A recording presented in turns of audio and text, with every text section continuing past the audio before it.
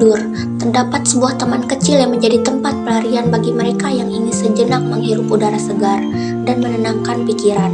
Taman itu bukan hanya sekedar ruang hijau, melainkan juga tempat bertemunya berbagai kisah hidup yang berbeda. Disinilah, pada suatu sore yang tenang, 3 perempuan dari latar belakang yang berbeda bertemu secara tidak sengaja.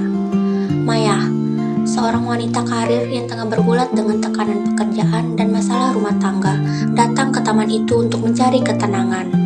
Ada Rini, ibu rumah tangga yang merasa kehilangan jati dirinya setelah bertahun-tahun mengurus keluarga, juga memilih taman sebagai tempat pelarian dari rutinitasnya. Sementara itu, ada juga Sari, seorang mahasiswa yang kebingungan menentukan arah hidupnya, datang dengan hati yang penuh kegelisahan. Saat memulai percakapan mereka, ketiganya menyadari bahwa mereka sedang berada di persimpangan hidup dan memerlukan dukungan satu sama lain untuk menemukan jalan keluar. Mereka berjanji untuk saling mendukung dan menjadi bagian dari perjalanan satu sama lain. Namun, ketegangan kembali muncul saat perbedaan pandangan mulai terlihat. Sari khawatir tentang kegagalan dan kecewa orang lain, tapi Maya dan Rini memberikan dukungan dan motivasi untuk membuatnya merasa lebih kuat dan percaya diri.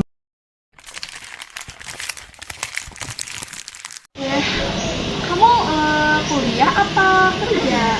Aku kuliah. Kalau kamu? Sedang kerja. Oh, kamu kerja di bagian mana? Di accounting. Kalau kamu? Aku kuliah di Undang. Mai, are you okay? I'm good. Aku lihat dia tadi kamu termenung. Emang kamu punya masalah ya? Cerita aja ke kita. Iya, dari tadi kamu kok lesu banget. Cerita aja, kita terbuka kok sama kamu. Iya nih, aku sekarang ngerasa sedang terjebak dalam hubungan yang gak ada ujungnya.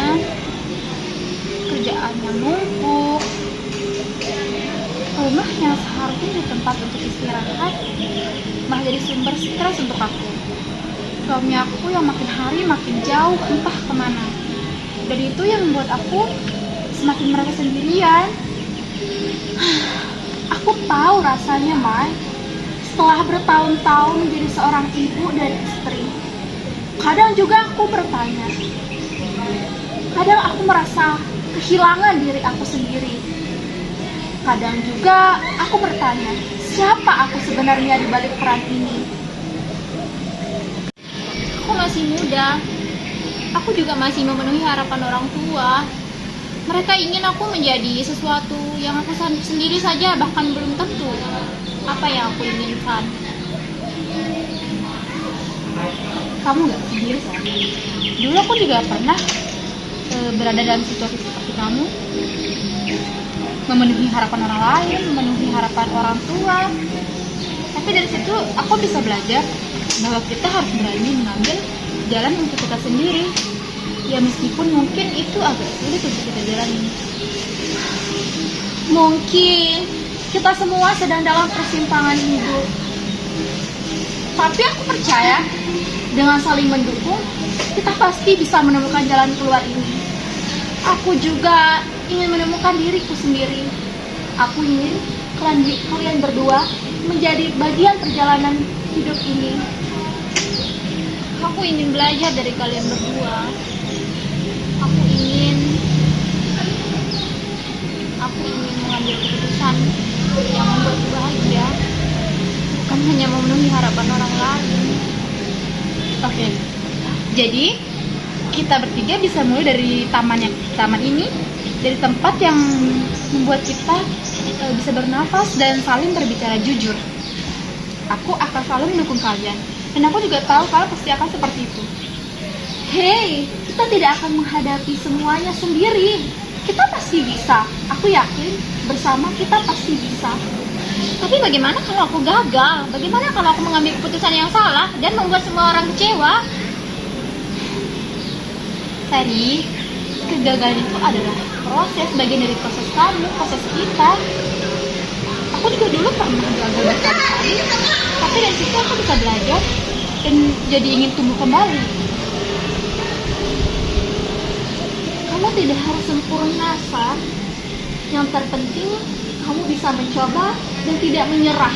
Aku yakin kamu pasti bisa. Kamu tidak sendiri. Kamu bersama kita. Kita berdua di sini untuk kamu. Iya. Kita akan saling dukung sama lain. Kamu harus percaya diri. Oke? Kita di sini support you. Makasih ya. Aku merasa lebih kuat dan tenang sekarang. Oke, kita bersama kamu kok. Kita di sini buat kamu. Kalau ada apa-apa, kamu bisa cerita ke kita. Iya, kita di sini untuk saling mendukung satu sama lain. Kita nggak boleh merasa sendiri ya. Karena kita sudah punya masing-masing. Dalam penyelesaian konflik ini menggunakan teori komunikasi empatik. Sebuah teori yang menjelaskan bahwa komunikasi empatik dapat membantu menyelesaikan konflik dengan cara memahami, menghargai perasaan dan kebutuhan orang lain. Dalam simulasi ini, hari ini menunjukkan komunikasi mendengarkan dan memahami perasaan Maya dan Sari. Ia tidak hanya mendengarkan, tetapi respon yang empatik dan mendukung, sehingga membantu menyelesaikan konflik. Komik ini memungkinkan mereka untuk membuka diri dan berbagi perasaan dan pengalaman, mempererat hubungan dan meningkatkan kepercayaan diri. Ketika Rini mendengarkan dan memahami Sari, ia menunjukkan bahwa ia peduli dan menghargai perasaan mereka. Maya dan Sari merasa didengar dan dipahami, sehingga mereka menjadi lebih terbuka dan berbagi pengalaman mereka.